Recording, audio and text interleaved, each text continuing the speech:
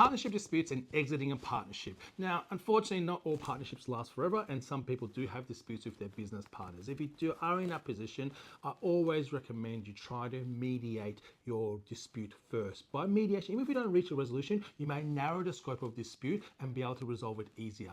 If you've tried the mediation and it hasn't worked, then you should look back at the core documents that started the partnership with. So hopefully you've got some sort of partnership agreement, being a shareholders agreement or unit holders agreement, or even a partnership agreement.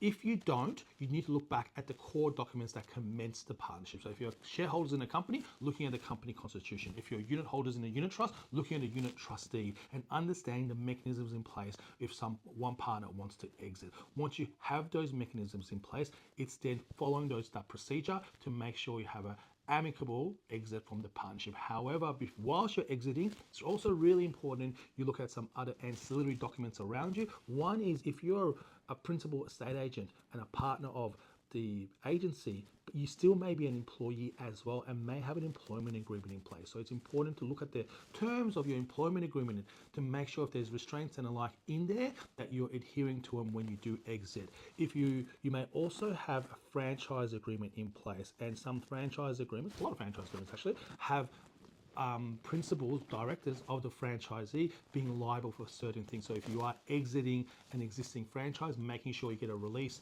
from the franchisor to let you go from your obligations. Same with other ancillary documents such as the lease of your business premises, term deposits or loans with the banks, having anything you've got a personal guarantee on being released for you before you exit, because you don't want to be in a position where you've exited the partnership and then the partnership the company's self-imploded without you there, and you've got third-party creditors coming after you as a result of a guarantee you provided when you were a partner. So all of those things are important to look at. Good to get advice on it and get a strategic approach to it all to be able to exit it amicably and safely.